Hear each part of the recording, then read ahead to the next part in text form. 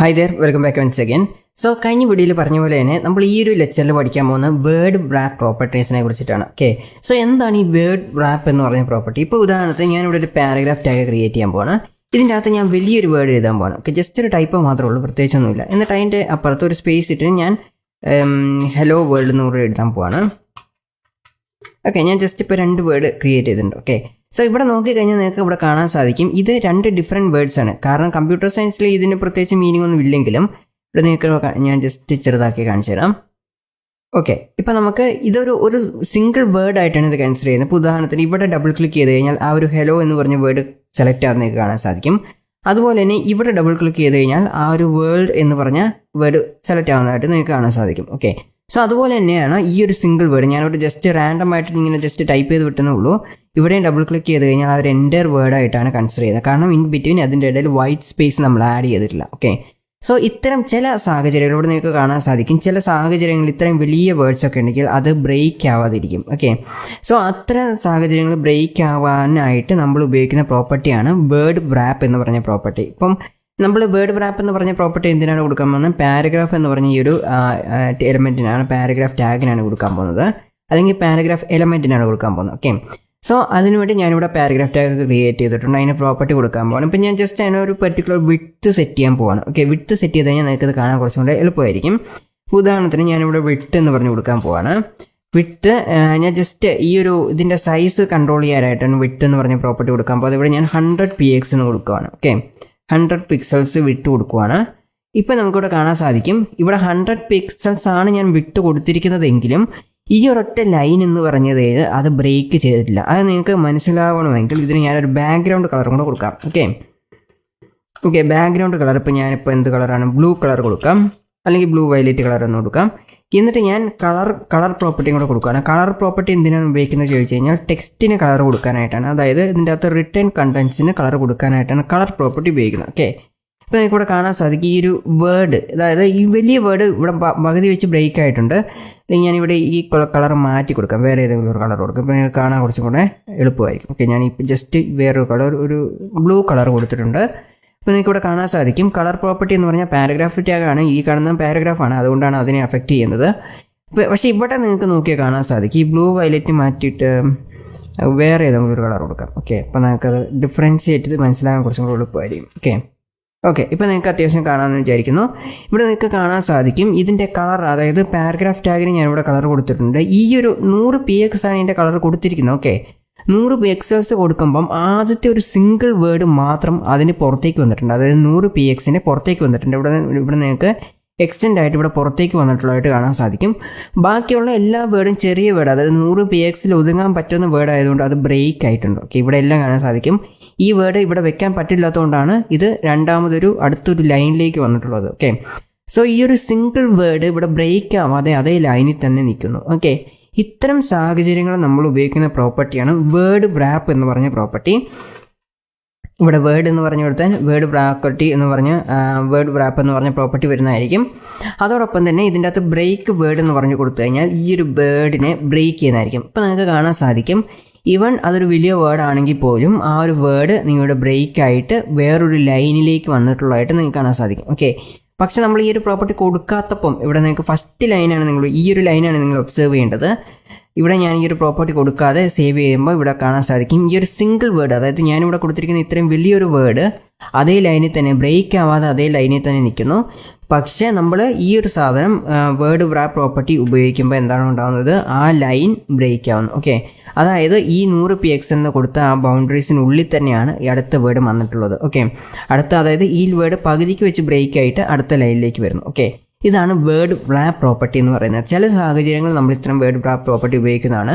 അതായത് ഒരു line in between നമുക്ക് ബ്രേക്ക് ചെയ്യണമെങ്കിൽ നമ്മൾ വേർഡ് റാപ്പ് പ്രോപ്പർട്ടിയാണ് ഉപയോഗിക്കേണ്ടത്. Okay, so word rap property എന്ന് പറഞ്ഞാൽ കുറച്ച് ഇമ്പോർട്ടൻ്റ് ആയിട്ടുള്ള പ്രോപ്പർട്ടിയാണ്, എല്ലാവരും അറിഞ്ഞിരിക്കേണ്ട ഒരു പ്രോപ്പർട്ടിയാണ്, മറക്കാൻ പാടില്ല. ഇതും ഇൻ്റർവ്യൂസിൽ ചോദിക്കുന്ന ഒരു പ്രോപ്പർട്ടിയാണ്. ഇപ്പോൾ ഉദാഹരണത്തിന് ഒരു വലിയ ലൈൻ ഉണ്ടെന്ന് വിചാരിക്കുക. ഈ ഒരു ലൈന്, അതായത് സിംഗിൾ വേർഡ്, അതായത് ഏറ്റവും വലിയ ഇംഗ്ലീഷ് വേർഡ് എന്ന് വിചാരിക്കാം. ആ ഒരു വേർഡ് നമുക്ക് ബ്രേക്ക് ചെയ്യണം എന്ന് വിചാരിക്കുക. അപ്പം അത്തരം സാഹചര്യങ്ങൾ നമ്മൾ എന്ത് പ്രോപ്പർട്ടിയാണ് ഉപയോഗിക്കേണ്ടതെന്ന് ഇൻ്റർവ്യൂസിൽ ചോദിക്കും. ഓക്കെ, സോ ആ സാഹചര്യങ്ങൾ നമ്മൾ കൊടുക്കുന്ന പ്രോപ്പർട്ടിയാണ് വേർഡ് റാപ്പ് പ്രോപ്പർട്ടി എന്ന് പറയുന്നത്. ഓക്കെ, സോ വേർഡ് റാപ്പ് പ്രോപ്പർട്ടിയും വളരെ ഇമ്പോർട്ടൻ്റ് ആണ്. വേർഡ് റാപ്പ് എന്ന് പറഞ്ഞ് ഇതിൻ്റെ ഇടയിൽ ഹൈഫൺ ഇടാൻ മറക്കരുത്. ഓക്കെ, ഇനി അടുത്തതായിട്ടുള്ളൊരു പ്രോപ്പർട്ടിയാണ് word break property. Okay, word break property എന്ന് വെച്ച് കഴിഞ്ഞാൽ നമ്മൾ ഹൈഫൺ ഒക്കെ ഇട്ട് എഴുതുന്ന പ്രോപ്പർട്ടീസ് നമുക്ക് വേണമെങ്കിൽ ബ്രേക്ക് ചെയ്യാൻ സാധിക്കും, അല്ലെങ്കിൽ പാരഗ്രാഫിനെ നമുക്ക് ബ്രേക്ക് ചെയ്യാൻ സാധിക്കും. ഓക്കെ, അതായത് നമ്മളിപ്പം സാധാരണ കാര്യങ്ങൾ, ഇപ്പോൾ നമുക്ക് ഒരു ലൈൻ എഴുതി ചില വേർഡ്സൊക്കെ നമ്മൾ ഹൈഫൺ ഇട്ട് എഴുതണം. അപ്പോൾ ഈ വേർഡിനെ ഹലോ വേൾഡ് എന്നുള്ളത് ഇപ്പം ഞാൻ ഹലോ വേൾഡ് എന്ന് എഴുതി കഴിഞ്ഞാലും ഇതും ഓക്കെ ജസ്റ്റ് ഞാനൊരു ഹൈഫൺ ഇടുവാണ് ഇൻ ബിറ്റ്വീൻ. അതുപോലെ തന്നെ ഇവിടെയും ഇൻ ബിറ്റ്വീൻ ഞാൻ ജസ്റ്റ് ഒരു ഹൈഫൺ ഇടുവാണ്. ഇത്തരം സാഹചര്യങ്ങൾ നമുക്ക് ഇവിടെ കാണാൻ സാധിക്കും. ഇവിടെ വേർഡ് ബ്രേക്ക് പ്രോപ്പർട്ടി എന്ന് കൊടുത്തിട്ടുള്ളതുകൊണ്ട് ഇത് ഇൻ ബിറ്റ്വീൻ ബ്രേക്ക് ആവും. ഇത് നമ്മൾ കൊടുത്തിട്ടില്ല എന്ന് വിചാരിക്കാം. ഓക്കെ, ജസ്റ്റ് സേവ് ചെയ്യാണ്. ഓക്കെ, ഇങ്ങനെ ഹൈഫനായിട്ട് വരുന്ന വേർഡുകളും നമുക്ക് വേർഡ് ബ്രേക്ക് എന്ന് പറഞ്ഞ പ്രോപ്പർട്ടിയാണ് ഡീഫാൾട്ടായിട്ട് ഉണ്ടാകുന്നത്. ഇപ്പം ഇവിടെ നമുക്ക് നോക്കിയാൽ കാണാൻ സാധിക്കും വേർഡ് റാപ്പ് എന്ന് പറഞ്ഞ പ്രോപ്പർട്ടി അല്ലെങ്കിൽ വേർഡ് ബ്രേക്ക് എന്ന് പറഞ്ഞ പ്രോപ്പർട്ടി ഉണ്ട്. ഓക്കെ, വേർഡ് ബ്രേക്ക് എന്ന് പറഞ്ഞ പ്രോപ്പർട്ടി നിങ്ങൾക്ക് ഇവിടെ കാണാൻ സാധിക്കും. ഇത് ബ്രേക്ക് ആൾ എന്ന് പറഞ്ഞ പ്രോപ്പർട്ടിയാണ് ഡീഫാൾട്ട് ആയിട്ടുള്ള പ്രോപ്പർട്ടി. ഈ പ്രോപ്പർട്ടി കൊടുത്താൽ നമുക്കിവിടെ പ്രത്യേകിച്ച് ഡിഫറൻസ് ഒന്നും വന്നിട്ടില്ല. വേർഡ് ബ്രേക്ക് എന്ന് പറഞ്ഞത് എല്ലാ ലൈനും ബ്രേക്ക് ആയിട്ട് കൊടുക്കാനുള്ള പ്രോപ്പർട്ടി. ഇതാണ് ഡീഫാൾട്ട് ആയിട്ടുള്ള പ്രോപ്പർട്ടി. സോ അടുത്തതായിട്ട് നമ്മൾ പഠിക്കാൻ പോകുന്ന പ്രോപ്പർട്ടി എന്ന് പറയുന്നത് വേർഡ് ബ്രേക്ക് പ്രോപ്പർട്ടി എന്ന് പറയുന്ന പ്രോപ്പർട്ടിയാണ്. ഇവിടെ ഞാൻ വേർഡ് ബ്രേക്ക് പ്രോപ്പർട്ടി ബ്രേക്ക് ആൾ എന്ന് പറഞ്ഞൊരു പ്രോപ്പർട്ടി കൊടുത്തിട്ടുണ്ട്. ജസ്റ്റ് സേവ് ആകും. ഇവിടെ നിങ്ങൾക്ക് ഈ പാരഗ്രാഫ് നോക്കണം. ഈ ഒരു പാരഗ്രാഫ് നോക്കുമ്പോൾ ഇതിൻ്റെ വേർഡ്സ് ബ്രേക്ക് ആവുന്നതായിട്ട് നിങ്ങൾക്ക് കാണാൻ സാധിക്കും. അതായത് ഇൻ ബിറ്റ്വീൻ എഴുതിയിരിക്കുന്ന വേർഡ്സ് ബ്രേക്ക് ആവുന്നതായിട്ട് നിങ്ങൾക്ക് കാണാൻ സാധിക്കും. ഓക്കെ, സേവ് ചെയ്തുക. ഇപ്പോൾ നമുക്ക് എല്ലാം ഒരേ ലൈനിൽ തന്നെ കംപ്ലീറ്റ് ആയിട്ട് വന്നിട്ടുണ്ട്, പക്ഷേ ഇൻ ബിറ്റ്വീൻ ആ വേർഡ് ബ്രേക്ക് ആവുന്നുണ്ട്. ഓക്കെ, അപ്പം ഉദാഹരണത്തിന് ഈ ഒരു വേർഡ് നോക്കിക്കഴിഞ്ഞാൽ ഇവിടെ ഇൻ ബിറ്റ്വീൻ ബ്രേക്ക് ആയിട്ടുണ്ട്. ഒരു ലൈൻ ബ്രേക്ക് ആയിട്ട് നമുക്ക് അടുത്ത ലൈനിൽ സ്റ്റാർട്ട് ചെയ്യുന്നതായിട്ട് നിങ്ങൾക്ക് കാണാൻ സാധിക്കും. ഓക്കെ, ഇപ്പം ഈ ഒരു ലാസ്റ്റ് വേർഡ് നോക്കിക്കഴിഞ്ഞാൽ ഡി ഇവിടെയും ബാക്കിയുള്ള വേർഡ്സ് അതിൻ്റെ ബാക്കിയുള്ള ലെറ്റേഴ്സ് ഇവിടെയാണ് വന്നിരിക്കുന്നത്. ഓക്കെ, സോ ഇതുപോലെ വേർഡ് ബ്രേക്ക് ചെയ്യാനുള്ള പ്രോപ്പർട്ടിയാണ് ബ്രേക്ക് ആളെന്ന് പറഞ്ഞു വെച്ച് കഴിഞ്ഞാൽ ഓരോ വേർഡും ബ്രേക്ക് ചെയ്യും, എന്നിട്ട് ആ ലൈൻ ഫില്ല് ചെയ്യും. ഓക്കെ, ഇത് മോസ്റ്റ് കോമൺലി യൂസിങ് ചെയ്യുന്നില്ലാത്ത പ്രോപ്പർട്ടിയാണ്. അതുപോലെ തന്നെ കീപ്പ് ആൾ എന്ന് പറഞ്ഞ പ്രോപ്പർട്ടിയും കൂടെ ഉണ്ട്. ഇതിൻ്റെ ഒപ്പം തന്നെ കീപ്പ് ആൾ എന്ന് പറഞ്ഞ പ്രോപ്പർട്ടി ഉണ്ട്. ജസ്റ്റ് ഞാൻ റിമൂവ് ചെയ്യാൻ പോവാണ്. ഓക്കെ, കീപ്പ് ആൾ എന്ന് പറഞ്ഞു കൊടുത്തു കഴിഞ്ഞാൽ ഡീഫാൾട്ട് ആയിട്ടുള്ള പ്രോപ്പർട്ടി എങ്ങനെയാണോ അതാണ് നമുക്ക് വരുന്നത്. കീപ്പ് ആൾ ആണ് ഡീഫാൾട്ട് ആയിട്ട് ഇരിക്കുന്നത്. അപ്പോൾ നമുക്ക് ബ്രേക്ക് ചെയ്യണമെങ്കിൽ ബ്രേക്ക് ആൾ എന്ന് പറഞ്ഞ് കൊടുത്തു കഴിഞ്ഞാൽ എല്ലാ ലൈനും, അതായത് എല്ലാ വേർഡും ബ്രേക്ക് ആവുന്നതായിരിക്കും. പക്ഷേ കീപ്പ് ആൾ എന്ന് കൊടുത്തു കഴിഞ്ഞാൽ ആ ഒരു വേർഡ്, അതായത് കംപ്ലീറ്റ് ചെയ്യുന്ന എവിടെയാണോ അടുത്ത ലൈനിലേക്ക് സ്റ്റാർട്ട് ആവുന്നതായിരിക്കും. ഓക്കെ, ഇതും മോസ്റ്റ് കോമൺലി യൂസ് ചെയ്യുന്ന പ്രോപ്പർട്ടീസ് അല്ല. ഇത് നമ്മൾ വളരെ റെയറായിട്ട് മാത്രം ആവശ്യമുണ്ടെങ്കിൽ മാത്രം യൂസ് ചെയ്യുന്ന പ്രോപ്പർട്ടീസാണ്. കാരണം എന്താണെന്ന് വെച്ച് കഴിഞ്ഞാൽ ഇവിടെ ഒരു ലൈൻ്റെ, അതായത് ഇവിടെ ഒരു അക്ഷരം എഴുതി കഴിഞ്ഞിട്ട് ഒരു ഹൈഫൺ പോലും വിടാതെ താഴോട്ട് എഴുതി വെച്ച് കഴിഞ്ഞാൽ പെട്ടെന്ന് മനസ്സിലാവണമെന്നില്ല. ഓക്കെ, പക്ഷേ നമുക്ക് ഈ ലൈൻ ഫില്ല് ചെയ്യണമെങ്കിൽ വേറെ CSS പ്രോപ്പർട്ടീസ് ഉണ്ട്. ആ പ്രോപ്പർട്ടീസ് പിന്നീട് നമ്മൾ പഠിക്കുന്നതായിരിക്കും. പക്ഷേ വേർഡ് ബ്രേക്ക് എന്ന് പറഞ്ഞ പ്രോപ്പർട്ടി ഒന്നും യൂഷ്വലി യൂസ് ചെയ്യുന്ന പ്രോപ്പർട്ടീസ് അല്ല. ഓക്കെ, ഇനി നമുക്ക് റൈറ്റിംഗ് മോഡൽ ചേഞ്ച് ചെയ്യണം. ഓക്കെ, റൈറ്റിംഗ് മോഡൽ നമുക്കിപ്പം ഇവിടെ ഹോറിസോണ്ടലായിട്ട് എഴുതിക്കുന്ന കാര്യങ്ങൾ വെർട്ടിക്കലായിട്ട് എഴുതണമെന്ന് വിചാരിക്കുക. ഓക്കെ, വെർട്ടിക്കലായിട്ട് എഴുതണമെങ്കിൽ റൈറ്റിംഗ് മോഡ് എന്ന് പറഞ്ഞ പ്രോപ്പർട്ടി ഉണ്ട്. ഓക്കെ, ഞാൻ ജസ്റ്റ് ഇതിൻ്റെ പാരഗ്രാഫ് കാര്യങ്ങളെല്ലാം റിമൂവ് ചെയ്യാൻ പോവാണ്. അതുപോലെ തന്നെ ഈ IDSൻ്റെ അകത്ത് വെച്ച പാരഗ്രാഫും റിമൂവ് ചെയ്യണം. ഓക്കെ, ഇപ്പം നമുക്ക് ആകെപ്പാട് ഒരു പാരഗ്രാഫ് മാത്രമേ ഉള്ളൂ. ബാക്ക്ഗ്രൗണ്ട് കളർ ഒന്നും തന്നെ കൊടുത്തിട്ടില്ല. ഈ സാധനം എനിക്കിപ്പം വെർട്ടിക്കലായിട്ട് താഴോട്ട് എഴുതി വെക്കണം. ഓക്കെ, സോ അങ്ങനെ അത്തരത്തിലുള്ള സാഹചര്യങ്ങൾ നമുക്ക് റൈറ്റിംഗ് മോഡ് എന്ന് പറഞ്ഞ ഒരു CSS പ്രോപ്പർട്ടി ഉപയോഗിക്കാം. ഓക്കെ, റൈറ്റിംഗ് മോഡ് എന്ന് പറഞ്ഞു, അതായത് ഹോറിസോണ്ടൽ TB ആയിട്ട് ഇവിടെ ഇരിക്കുന്നുണ്ട്, അതുപോലെ സൈഡ് വേസ് ഉണ്ട്, വെർട്ടിക്കൽ ആയിട്ടും ഇവിടെ ഇരിക്കുന്നുണ്ട്.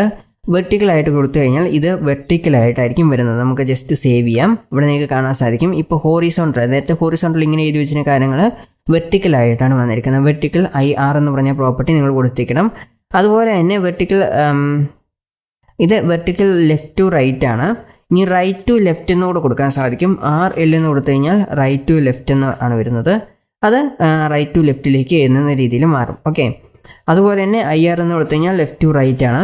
അതും നമുക്കിവിടെ ലെഫ്റ്റ് ടു റൈറ്റിലേക്ക് മാറുന്നതായിരിക്കും. ഓക്കെ, ഇതാണ് വെർട്ടിക്കൽ പ്രോപ്പർട്ടി. ഇനി സൈഡ് വേസ് എന്ന് പറഞ്ഞ മറ്റൊരു പ്രോപ്പർട്ടിയും കൂടെ കാണിച്ചു തരാം. Okay, sideways left to right ഉണ്ട്, റൈറ്റ് ടു ലെഫ്റ്റ് ഉണ്ട്, നിങ്ങൾക്ക് ഇവിടെ കാണാൻ സാധിക്കും. പക്ഷേ ഇതിൻ്റെ അകത്ത് പ്രത്യേകിച്ച് ഡിഫറൻസ് ഒന്നും വന്നിട്ടില്ല. ലെഫ്റ്റ് ടു റൈറ്റ് നമ്മൾ എങ്ങനെയാണോ എഴുതി വെച്ചിരിക്കുന്നത് അതേപോലെ തന്നെയാണ് വന്നിരിക്കുന്നത്. ഹോറിസോണ്ടലായിട്ടാണ് വന്നിരിക്കുന്നത്. ഹോറിസോണ്ടലാണ് ഡീഫാൾട്ട് ആയിട്ടുള്ള പ്രോപ്പർട്ടി. അത് നമ്മൾ പ്രത്യേകിച്ച് കൊടുക്കേണ്ട ആവശ്യമൊന്നുമില്ല. ഹോറിസോണ്ടൽ കൊടുത്തില്ലെങ്കിലും നമുക്ക് അത് വരുന്നതായിരിക്കും. ഓക്കെ, ഇനി നമുക്ക് ഹോറിസോണ്ടലോട് ജസ്റ്റ് ഒന്ന് കൊടുത്ത് നോക്കാം. പ്രത്യേകിച്ച് ഡിഫറൻസ് ഒന്നും വരത്തില്ല. ഹോറിസോണ്ടൽ TB എന്ന് പറഞ്ഞ പ്രോപ്പർട്ടിയാണ്. ഇത് ഡിഫാൾട്ട് ആയിട്ടുള്ള പ്രോപ്പർട്ടിയാണ്. ഒരു ഡിഫറൻസും വരത്തില്ല. കാരണം എന്താണെന്ന് വെച്ച് കഴിഞ്ഞാൽ ഇത് ഡിഫാൾട്ട് ആയിട്ടുള്ള CSS പ്രോപ്പർട്ടിയാണ്. ഓക്കെ, റൈറ്റിംഗ് മോഡ് എന്ന് പറഞ്ഞ പ്രോപ്പർട്ടി വളരെ റെയറായിട്ട് മാത്രം നമ്മൾ വെർട്ടിക്കൽ എഴുതണമെന്നുണ്ടെങ്കിൽ നമുക്ക് യൂസ് ചെയ്യാവുന്നതാണ്.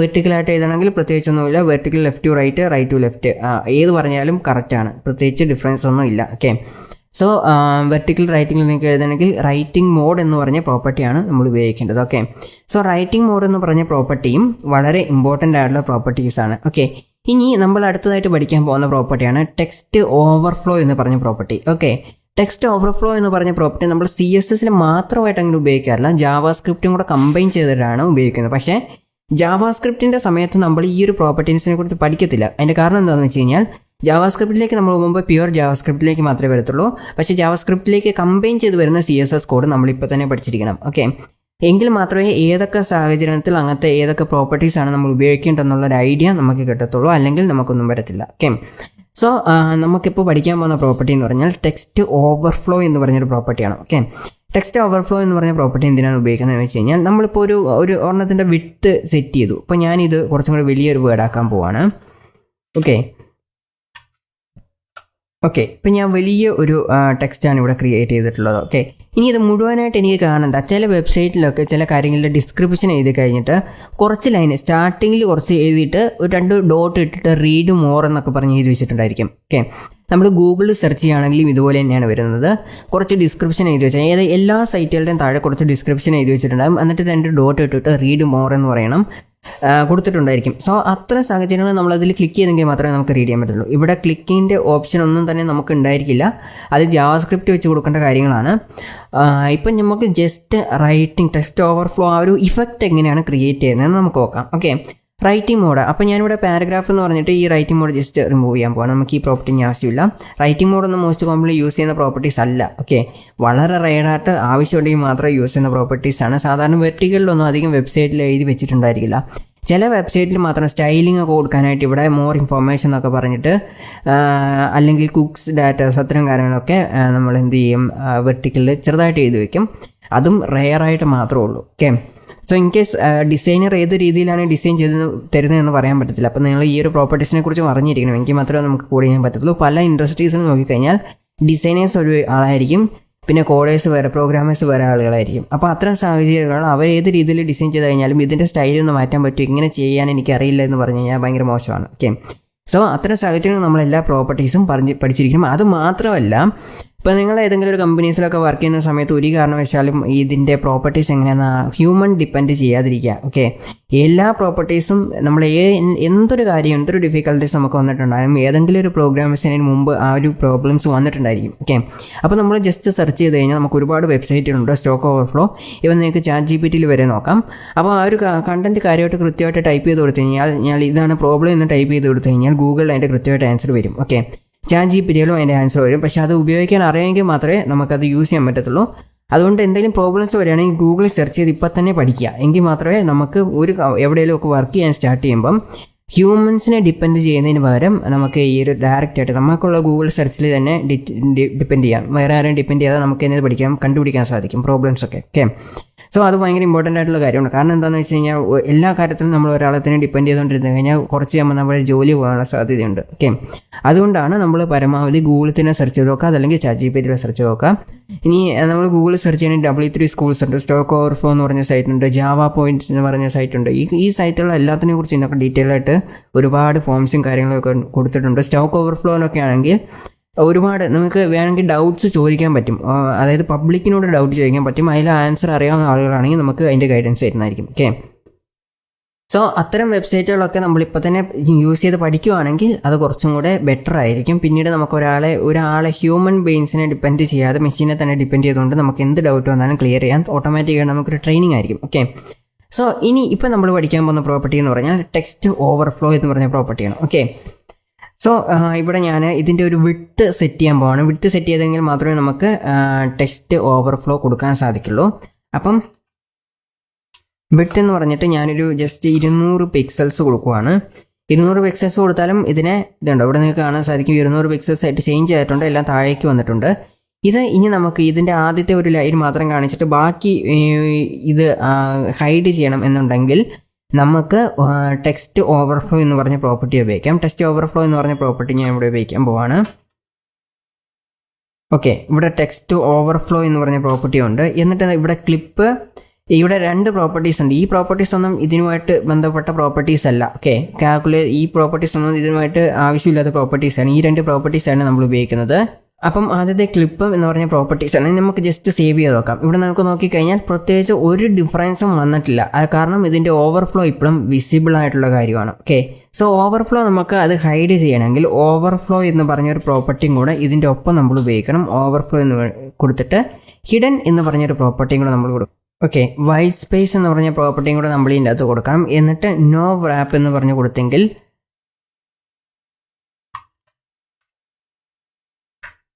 ഓക്കെ, ഇപ്പോൾ ഇവിടെ നിങ്ങൾക്ക് കാണാൻ സാധിക്കും ടെക്സ്റ്റിൻ്റെ പകുതി മാത്രമേ വന്നിട്ടുള്ളൂ. ഓക്കെ, ഇതിൻ്റെ പകുതി മാത്രമേ വന്നിട്ടുള്ളൂ. ബാക്കിയുള്ള കാര്യങ്ങൾ ഇത് ഓവർഫ്ലോ വൈറ്റ് സ്പേസ് എന്ന് പറഞ്ഞ ഈ ഒരു പ്രോപ്പർട്ടി റാപ്പ് ചെയ്യാതിരിക്കാൻ വേണ്ടിയിട്ടാണ് വൈറ്റ് സ്പേസ് നോ റാപ്പ് എന്ന് പറഞ്ഞ പ്രോപ്പർട്ടി. ടെക്സ്റ്റ് ഓവർഫ്ലോ പ്രോപ്പർട്ടിയും നമ്മൾ ചില സാഹചര്യങ്ങളിൽ മാത്രം ഉപയോഗിക്കുന്ന പ്രോപ്പർട്ടീസാണ്, റീഡ് മോർ എന്നൊക്കെ പറഞ്ഞു കൊടുത്തിട്ടുള്ളത്. പക്ഷേ നമുക്ക് ജാവാസ്ക്രിപ്റ്റ് വെച്ചിട്ടും ഈ ഒരു കാര്യങ്ങൾ ചെയ്യാൻ പറ്റും. ഓക്കെ, CSSൻ്റെ ഇത്രയും പ്രോപ്പർട്ടീസൊക്കെ കൊടുക്കുന്നത് നിങ്ങൾക്ക് കൺഫ്യൂഷൻ ഉണ്ടാക്കുന്നുണ്ടെങ്കിൽ നമുക്ക് ജാവാസ്ക്രിപ്റ്റ് വെച്ചും കൊടുക്കാൻ സാധിക്കും. നോ റാപ്പ് എന്ന് പറഞ്ഞ പ്രോപ്പർട്ടി എന്തിനാണ് കൊടുക്കുന്നതെന്ന് വെച്ച് കഴിഞ്ഞാൽ ഇവിടെ നമുക്ക് ഈ ഒരു പ്രോപ്പർട്ടി റിമൂവ് ചെയ്ത് കഴിഞ്ഞാൽ ഈ 2 പ്രോപ്പർട്ടിയും കൊടുത്തതായിട്ട് നമുക്ക് കാണാൻ സാധിക്കില്ല. ഇപ്പോൾ ഉദാഹരണത്തിന് ഞാൻ ഹിഡൻ എന്ന് പറഞ്ഞ പ്രോപ്പർട്ടി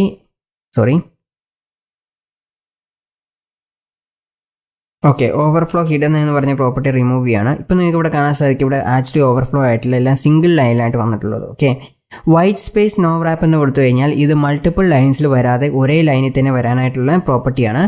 അതുപോലെ തന്നെ ടെക്സ്റ്റ് ഓവർഫ്ലോ ക്ലിപ്പ് എന്ന് പറഞ്ഞ പ്രോപ്പർട്ടി കൊടുത്തിട്ടുണ്ടെങ്കിൽ അതായത് ഈ 3 പ്രോപ്പർട്ടിയുടെയും കോമ്പിനേഷൻ കൂടിയിട്ടാണ് ഈ ഒരു പ്രോപ്പർട്ടിയും കൂടെ വരുന്നത്. ഓക്കെ, വൈറ്റ് സ്പേസ് എന്ന് പറഞ്ഞു കഴിഞ്ഞാൽ വൈറ്റ് സ്പേസ് നോ റാപ്പ് എന്ന് കൊടുത്തു കഴിഞ്ഞാൽ എല്ലാം സിംഗിൾ ലൈനിലായിട്ട് ഒരേ ലൈനിൽ തന്നെ വരുന്നതായിരിക്കും. അതുപോലെ തന്നെ ഓവർഫ്ലോ ഹിഡൻ എന്ന് പറഞ്ഞു കൊടുത്താൽ 200 PXന് അപ്പുറത്തേക്കുള്ള എല്ലാ കാര്യങ്ങളും ഹൈഡ് ആയിട്ടുണ്ട്. അപ്പോൾ ഞാനിവിടെ 300 PX കൊടുക്കാമെന്ന് വിചാരിക്കാം. ഓക്കെ, കുറച്ചും കൂടെ ഇതിന് നീട്ടം കൂടിയിട്ടുണ്ട്. അതുപോലെ തന്നെ ഇതിൻ്റെ അപ്പുറത്തേക്കുള്ള എല്ലാ കാര്യങ്ങളും ഹൈഡ് ചെയ്യും. അതുപോലെ തന്നെ ടെക്സ്റ്റ് ഓവർഫ്ലോ ക്ലിപ്പ് എന്ന് പറഞ്ഞ പ്രോപ്പർട്ടി കൊടുത്തിട്ടുണ്ടെങ്കിൽ ഇവിടെ ടെക്സ്റ്റ് ഓവർഫ്ലോ ക്ലിപ്പ് എന്ന് പറഞ്ഞ പ്രോപ്പർട്ടി ഡീഫാൾട്ട് ആയിട്ടുള്ള പ്രോപ്പർട്ടിയാണ്. ക്ലിപ്പ് എന്ന് കൊടുത്തു കഴിഞ്ഞാൽ പ്രത്യേകിച്ച് ഡിഫറൻസ് ഒന്നും വരത്തില്ല. പക്ഷേ നമ്മൾ ഈ ഒരു പ്രോപ്പർട്ടി മാറ്റിയിട്ട് എലിപ്സിസ് എന്ന് പറഞ്ഞു കൊടുത്തു കഴിഞ്ഞാൽ ഓക്കെ, നമുക്കിവിടെ 3 ഡോട്ടുകൾ വന്നതിന് ശേഷം, അതായത് ഇവിടെ നിങ്ങൾക്ക് കാണാൻ സാധിക്കും 2-3 ഡോട്ടുകൾ ഇട്ടിട്ടുണ്ട്. അതിന് ശേഷം റീഡ് മോർ എന്ന് പറഞ്ഞ് സാധാരണ ഗൂഗിളിലൊക്കെ കാണിക്കുന്ന പോലെ വന്നിട്ടുണ്ട്. ഓക്കെ, സോ ഈ ഒരു പ്രോപ്പർട്ടി ഇതിനു വേണ്ടി ഈ ഒരു 3 ഡോട്ടുകൾ ഇവിടെ കൊണ്ടുവരാൻ വേണ്ടി മാത്രമാണ് എലിപ്സിസ് എന്ന് പറഞ്ഞ പ്രോപ്പർട്ടി നമ്മൾ ഉപയോഗിക്കുന്നത്. ടെക്സ്റ്റ് ഓവർഫ്ലോ എന്ന് പറഞ്ഞ പ്രോപ്പർട്ടി, എലിപ്സിസ് എന്ന് പറഞ്ഞ പ്രോപ്പർട്ടി ഈ ഒരു 3 ഡോട്ടുകൾ കൊണ്ടുവരാൻ വേണ്ടി മാത്രമാണ് ഇവിടെ ഉപയോഗിക്കുന്നത്. പക്ഷേ ഈ 3 പ്രോപ്പർട്ടീസും കൊടുത്തിട്ടില്ലെങ്കിൽ ഇത് ബാധകമായിരിക്കില്ല. ഇപ്പോൾ നിങ്ങൾക്ക് കാണാൻ സാധിക്കും എല്ലാ കാര്യങ്ങളും അതുപോലെ തന്നെ വന്നിട്ടുണ്ട്. ടെക്സ്റ്റ് ഓവർഫ്ലോ മാത്രമായിട്ട് കൊടുത്തിട്ട് പ്രത്യേകിച്ച് യൂസ് ഒന്നും വന്നിട്ടില്ല. അതുപോലെ തന്നെ എഡ്ജ് 12, ഫയർഫോക്സ് 7, സഫാരി 1, ക്രോം 1 ഈ ഒരു ബ്രൗസറിൻ്റെ ആ ഒരു രീതി മുതലേ ഈ ഒരു സാധനം സപ്പോർട്ട് ചെയ്യത്തുള്ളൂ. അതിന് മുകളിലേക്കുള്ള ബ്രൗസറിലൊന്നും ഈ ഒരു പ്രോപ്പർട്ടി സപ്പോർട്ട് ചെയ്യത്തില്ല. ഓക്കെ, അതുപോലെ തന്നെ വൈറ്റ് സ്പേസ് എന്ന് പറഞ്ഞ പ്രോപ്പർട്ടി കൊടുത്തിട്ടില്ലെങ്കിൽ ഈ ഒരു സംഭവം സപ്പോർട്ട് അതുപോലെ തന്നെ ഈ ഒരു പ്രോപ്പർട്ടി വർക്ക് ആവത്തില്ല. ഇപ്പോൾ ഞാനിവിടെ സേവ് ചെയ്ത് കഴിഞ്ഞാൽ പ്രത്യേകിച്ച് ഡിഫറൻസ് ഒന്നും വന്നിട്ടില്ല. ഇത് കൊടുത്തു കഴിഞ്ഞാൽ എല്ലാം കൂടെ സിംഗിൾ ലൈനിൽ വരുന്നതായിരിക്കും. അതുപോലെ തന്നെ ഓവർഫ്ലോ ഹിഡൻ എന്ന് കൊടുത്തു കഴിഞ്ഞാൽ ഇതിൻ്റെ അതായത് ഈ 300 PXന് അപ്പുറത്തേക്കുള്ള എല്ലാ കാര്യങ്ങളും ഹൈഡ് ചെയ്യും. അതുപോലെ തന്നെ ടെക്സ്റ്റ് ഓവർഫ്ലോ എലിപ്സിസ് എന്ന് കൊടുത്തു കഴിഞ്ഞാൽ ഇവിടെ ജസ്റ്റ് ഒരു 3 ഡോട്ടും കൂടെ ആഡ് ചെയ്യും. ഓക്കെ, സോ ജാവാസ്ക്രിപ്റ്റ് ഇനി നമുക്ക് CSS വെച്ചിട്ട് ഹോവർ ചെയ്യുമെങ്കിൽ നമ്മൾ ഹോവർ പ്രോപ്പർട്ടീസിനെ കുറിച്ചൊന്നും പഠിച്ചിട്ടില്ല. ഹോവർ ചെയ്യുമ്പോൾ ഇത് വേണമെങ്കിൽ കംപ്ലീറ്റ് ആയിട്ട് വരുന്ന രീതിയിലും നമുക്ക് കൊടുക്കാൻ സാധിക്കും. പക്ഷേ നമ്മൾ ഹോവർ പ്രോപ്പർട്ടീസ് അത് കുറച്ചും കൂടി അഡ്വാൻസ്ഡ് ആയിട്ടുള്ള കോൺസെപ്റ്റാണ്. സ്യൂഡോ ക്ലാസ്, സ്യൂഡോ എലമെൻസിനെ കുറിച്ചൊക്കെ പഠിച്ചതിന് ശേഷമാണ് നമ്മൾ അത്തരം പ്രോപ്പർട്ടീസിനെ കുറിച്ച് പഠിക്കുന്നത്. Okay, so that's of this section. അടുത്ത വീഡിയോയിൽ നമ്മൾ കുറേ കൂടെ അഡ്വാൻസ്ഡ് CSS സെക്ഷനെ കുറിച്ച് പഠിക്കുന്നതായിരിക്കും. അതായത് മാർജിൻ, പാഡിങ്, ബോർഡർ, അതുപോലെ തന്നെ ഔട്ട്ലൈൻ, ഇത്തരം കാര്യങ്ങളെക്കുറിച്ചൊക്കെ നമ്മൾ അടുത്ത സെക്ഷൻ മുന്നിൽ പഠിക്കുന്നതായിരിക്കും. So that's of this section. See you again in coming lectures and thank you for watching.